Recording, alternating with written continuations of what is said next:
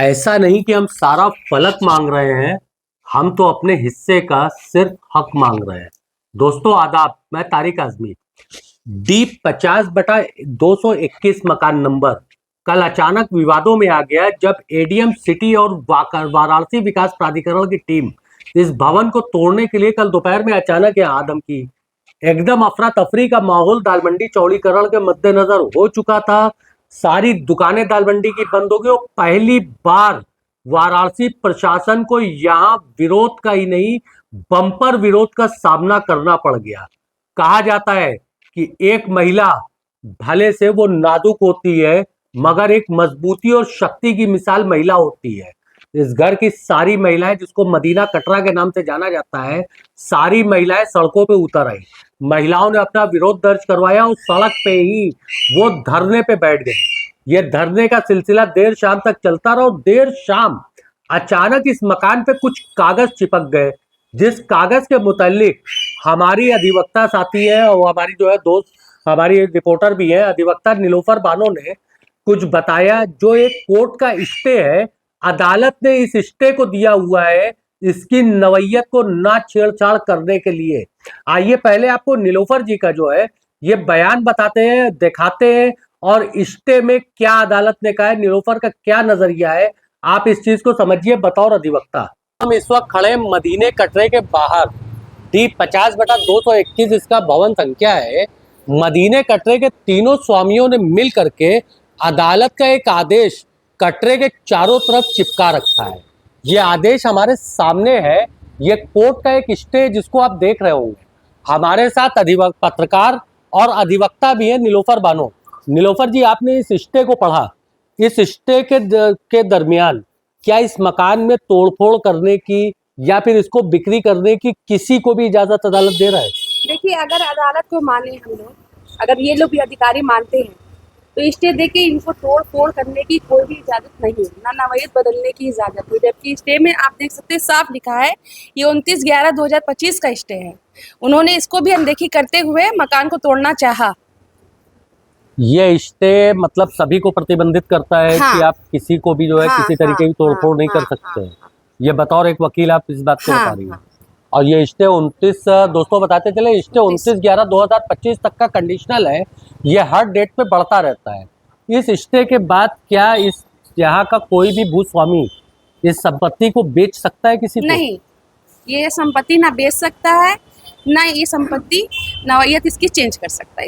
इसकी नवैयत as it is है। हाँ, इट इज राइट। शुक्रिया नीलोफर जी, आप बतौर वकील इस चीज़ की सलाह देने के लिए। हमको एक ज़रूरत भी थी, आप इतनी रात में उठ करके आई, यहाँ तक आपका बहुत बहुत धन्यवाद। ये नीलोफर बानो थी। इन्होंने आपको जिस तरीके से बताया कि इस मकान पे स्टे। अब एक बड़ा सवाल पैदा होता है कि कल भी हमने इसका वीडियो बनाया था। महिलाएं जब धरने में थी तो हमने उनसे बात किया था। बातचीत के दरमियान उन्होंने किसी भी तरीके के इस स्टे की बात नहीं किया था। आइए आज हम फिर आपको उसी जगह लेकर के आते हैं और आज बात करना चाहते हैं कि क्या इस तरीके का स्टे उनकी जानकारी में था कि नहीं था और कल क्या कुछ हुआ था। सबसे पहले मैडम आप अपना परिचय बता दें। जी, मेरा नाम रूही शबा है। रूही जी, कल आप लोग धरने पे बैठी यहाँ पे, क्या हुआ था, क्या माहौल था और किस वजह से आप लोगों ने धरना दिया?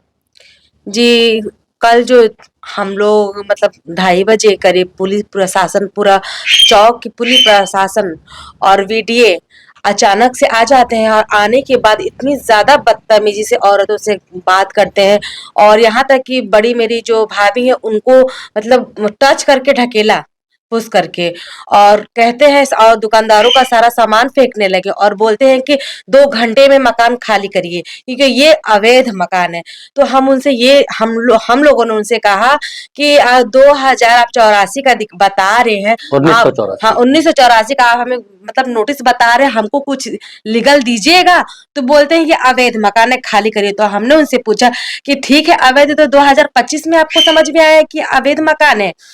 हाउस टैक्स लिया आपने, पानी टैक्स लिया, सीवर टैक्स लिया, ये अवैध आज आपको नजर आ रहा है, तो बोलते हैं कि नहीं नहीं हम बात नहीं करेंगे, तुम मतलब महिलाओं से बात नहीं करेंगे, इस महिलाओं लोग को कौन आगे कर दिया है, यहाँ के जेंट्स कहाँ हैं सारे। तो इतनी मतलब ऊंची आवाज में इतनी बदतमीजी से उन्होंने बात किया। तो हमने उनसे ये कहा कि आपको किसने राइट दिया कि आप लेडीज से इतनी ऊंची आवाज में बात करिए। तो बोलते कि हटाओ इन सबको, बैठो, ऐसे ऐसे करें, बैठो बैठो बैठो, बैठ के बात करो, बैठ के बात करो। तो हमने कहा कि आपको किसने राइट नहीं दिया कि आप घर की औरतों से इस तरह से बात करिए। क्यों आप आते हैं, आप जब नौकरी करने आते हैं तो क्या अपने लेडीज को अपने गले में लटका कर लेकर आते हैं, आप घर ही छोड़ करके आते हैं ना। तो हम लोग के भी हस्बैंड कमाने के लिए बाहर गए हैं, तो अपने साथ तो घर पे लेडीज ही मिलेंगी ना आपको, जेंट्स तो मिलेंगे नहीं। और हम लोग इसलिए प्रदर्शन में बैठे थे क्योंकि वो 2 घंटे का वारंट थे कि मतलब करो नहीं तो हम लोग बलपूर्वक निकाल देंगे, वो इसलिए निकले थे, इसलिए हम लोग धरने पे बैठे थे। और जब शाम में हम लोग को पता चला कि इस घर पे स्टे है, स्टे क्या मतलब हम लोग को पता ही नहीं था कि मतलब मुकदमा में स्टे वाला मसला है।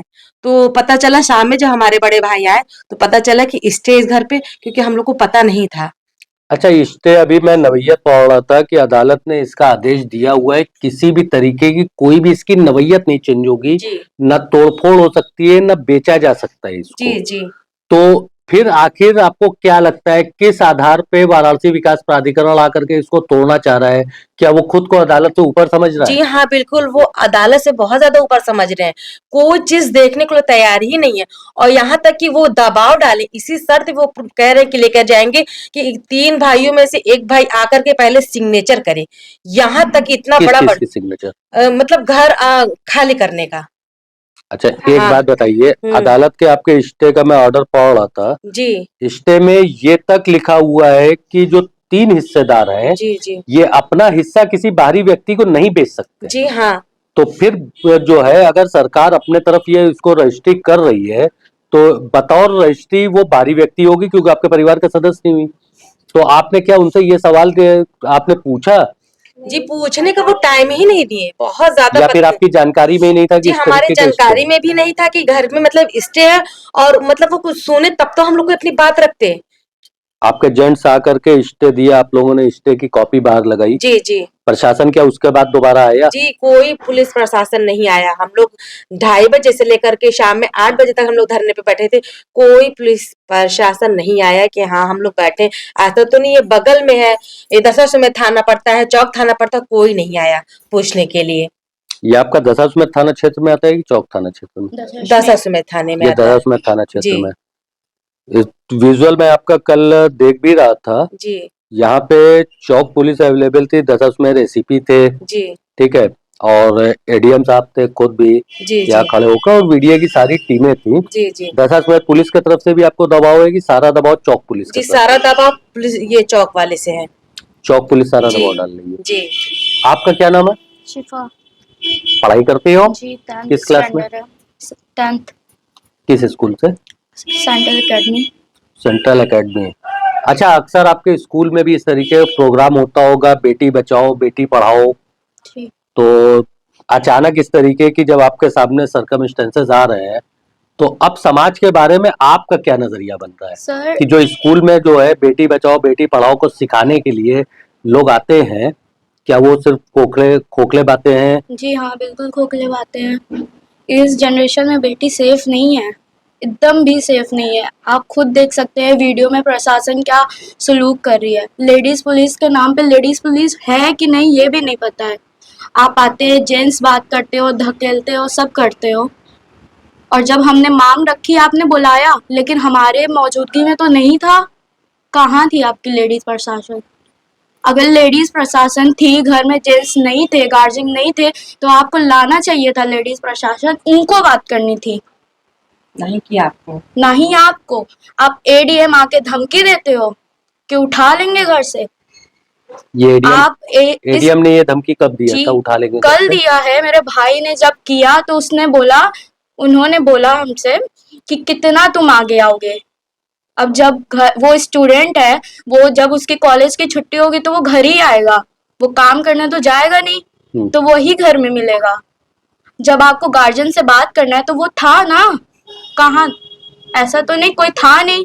आप उसको धमकी दे रहे हैं, आप उसको राउंड में ले रहे हो। जब हम लोग चिल्ला रहे तो आप शांत हो गए।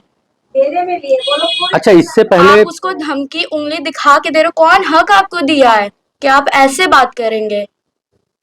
एक सवाल हमारे दिमाग में आया, शायद अगर याददाश्त मेरी कमजोर हो, शायद यही वो मकान है जहाँ पे वीडीए रात में नोटिस देने के लिए ऊपर तक चला आया था महिलाओं के उन्होंने बीच में। लास्ट एकदम रात था, आई थिंक 11-12 बज रहा होगा रात का, तब भी हमारे घर गार्जियन नहीं थे। जो ये सिचुएशन चल रही है उस हिसाब से तो कोई के घर में गार्जियन होंगे नहीं, कहीं ना कहीं होंगे। आपके घर में शादी पड़ी है? मेरे घर में शादी पड़ी है, सब कुछ है, आपको लग रहा है शादी का माहौल है? किसकी आप शादी आए है? हैं, मेरी सिस्टर की है, बड़ी बहन की है। आपकी बड़ी बहन की जी। शादी है।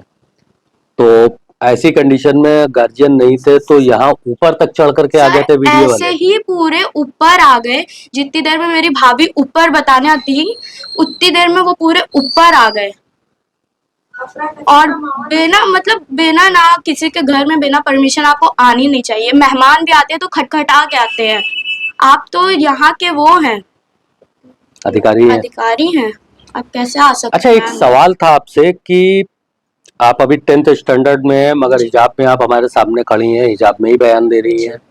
कल आप जब धरने में बैठी थी तब भी आप हिजाब में ही थी। जी अचानक ये जो नारी शक्ति आपकी उभर करके सामने आई कि इस जो आपको लगा कि मतलब गलत हो रहा है, जी विरोध करने के लिए सड़क पे, तो ये शक्ति अचानक आपके अंदर से कहाँ से आई? सर, फर्स्ट ऑफ ऑल कि ये बस टेंडर पास हुआ है चौड़ीकरण का, तो दाल मंडी गली है, चौड़ीकरण तो होना नहीं चाहिए, तब भी टेंडर पास हो गया है, इस टेंडर के लिए कुछ नहीं बोलेंगे। जब रोड चौड़ीकरण हो रही है वहां बस एक नॉर्मल लोग को उसके हिसाब से मुआवजा मिल जा रहा है, वो कहीं और बसा रहे, लेकिन यहाँ पे 1.5 लाख लोगों की दुकान है। आप बताइए देखिए, अगर हम लेंगे। एक चीज आपको क्लियर करते चलें कि चौड़ीकरण का जो प्रोजेक्ट पास हुआ है, जी इसमें अदालत का आदेश है कि भूमि अधिग्रहण कानून लागू होता है। ये बहुत पेचीदा कानून है। अक्सर जो है इस तरीके के कानून के तहत जो है पुनर्वास वगैरह करना पड़ता है, मुआवजा देना पड़ता है, मार्केट रेट से कभी कभार दूसरा भी मुआवजा देना पड़ता है। यहाँ अभी जो कार्रवाई हो रही है ये वीडीए के द्वारा जो है 30-40 साल 25 साल, आपका ये 41 साल पुरानी फाइल है, फाइलों को निकाल करके अचानक बताया जा रहा है कि ये अवैध है। क्या लग रहा है कि एक तरीके से सिर्फ और सिर्फ जो है एक एरिया को टारगेट किया जा रहा है? सर, एक एरिया ही को टारगेट किया जा रहा है। अगर ये अवैध होता तो नगर निगम से जो पास आउट हुआ है या ये घर बना है ये सब नहीं होता सर, पहले ही हटा दिया जाता। ऐसे तो गवर्नमेंट रहने ही नहीं देती, जब बनता तभी कार्रवाई स्टार्ट हो जाती कि इलीगल है ये चीज। लेकिन जब बन गया, आप 2025 मारे, जब से हम 2008 से हमने तो कभी नहीं देखा कि हमारे घर में पुलिस आई हो या कुछ हुआ हो या वो बोल रहे हो कि ये आपका घर इलीगल है। आज जब से हैं इसी घर में, और ना ही पुलिस आते देखी, ना कुछ देखा, ना नगर निगम से एक लेटर आते देखा कि ये इलीगल है। दोस्तों, हमारे कई एक पाठक ने कुछ विशेष कमेंट किए हैं कि मैं बायस पत्रकारिता कर रहा हूं, निष्पक्षता नहीं है। साथियों, मैं एक चीज आपको बताता चलूं कि पत्रकारिता में निष्पक्षता की बात होती है। मैं निष्पक्ष हूं, इसके लिए मुझे किसी से प्रमाण पत्र लेने की जरूरत नहीं है। मुझे पता है, मेरा हृदय जानता है कि मैं निष्पक्ष हूं। मैं आपको आपका मुस्तकबिल या समाज दिखाना चाह रहा हूं कि समाज किस तरफ जा रहा है। एक हाई स्कूल के 10th स्टैंडर्ड की बच्ची के अभी जो कुछ इसके सामने गुजरा है, आज उससे ये जानने की कोशिश करते हैं। देखिए, ये सवाल कहीं ना कहीं से मानसिक रूप से झकझोरने वाला होता है। आपके दिमाग में समाज एक बहुत खूबसूरत था। आज से 2 दिन 4 दिन या 10 दिन पहले तक, जब तक आपको नोटिस नहीं मिली, जब तक ये अफरा तफरी नहीं चालू हुई, आज आपके दिमाग में समाज का कौन सा रूप है? जब आप सोशल मीडिया पे इसी दाल मंडी के खिलाफ लोगों के जो है पड़ती होगी कई तरीके की नफरतों की बातें, आपके दिमाग में अब समाज का कौन सा रूप है? एकदम ही बेकार। गवर्नमेंट हर एक चीज को, पुलिस वाले, जबकि बीडीए बात करने तक नहीं आ रही है। पुलिस वाले, जो प्रशासन, हमारे खुद के नौकर हैं, हम उनको इनकम टैक्स का बिल हम पे करते हैं, सब चीज हम देते हैं, आज वो हमारे ही खिलाफ है सर। हमारे वजह से वो जी रहे हैं। एक सवाल था, आप 10th स्टैंडर्ड में हो, बड़ी होकर के आप क्या बनना चाहती हो? सर, पहले तो बहुत एम था, लॉयर था, डॉक्टर था, लेकिन अब कुछ नहीं है। क्यों? इतना डिप्रेशन में क्यों? सर कोई फायदा नहीं है बनने का।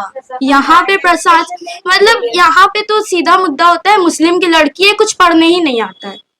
एक बार देखिए कितना पढ़ी लिखी होती है मुस्लिम की लड़कियां, अभी तक रोड पे नहीं आई है। आप देखिए मैंने इससे पहले यहाँ पे इंटरव्यू लिया था, एक बच्ची खड़ी थी जो MBA कर रही थी। जी आप भी अच्छी एकेडमी से जो है 10th स्टैंडर्ड कर रही हैं, आपका लॉयर बनने का था। देखिए, एक सलाह के तौर पे दे रहा हूँ आपको, बड़े के समाज का एक हिस्सा, कोई जरूरी नहीं है कि अगर आप कोई चीज लेते हैं तो सब चीज खूबसूरत ही हो। कुछ कुरूप होती हैं, कुरूप मतलब अगली होती हैं। समाज का एक हिस्सा आप देख रही हैं। अगर आप लॉयर बनती हैं या डॉक्टर बनती है, इंजीनियर बनती है, आने वाले वक्त में पत्रकार बनती हैं, तो समाज के लिए जो आप समस्या झेल रही हैं, इस समस्या के लिए दूसरे के लिए आप संघर्ष कर सकती हैं। तो इसीलिए मेरी यही उम्मीद है कि आप अपनी आशा को खोएंगी नहीं। आप बिल्कुल आशा को अपने पाल के रखिए, अपने सपनों को पाल के रखिए। एक आखिरी लफ्ज हमारे पाठकों से क्या कहना चाहेंगे आप? यही है कि इस चौड़ीकरण को रोक दिया जाए, या क्या बोले। जी बहुत ज्यादा नर्वस है, क्या ही बोलेंगे। बहुत ज्यादा हम लोग नर्वस इस चीज को लेकर के। कितनी तारीख को यहाँ शादी है? जी 24 को शादी है हमारे वहाँ, 24 तारीख को शादी है।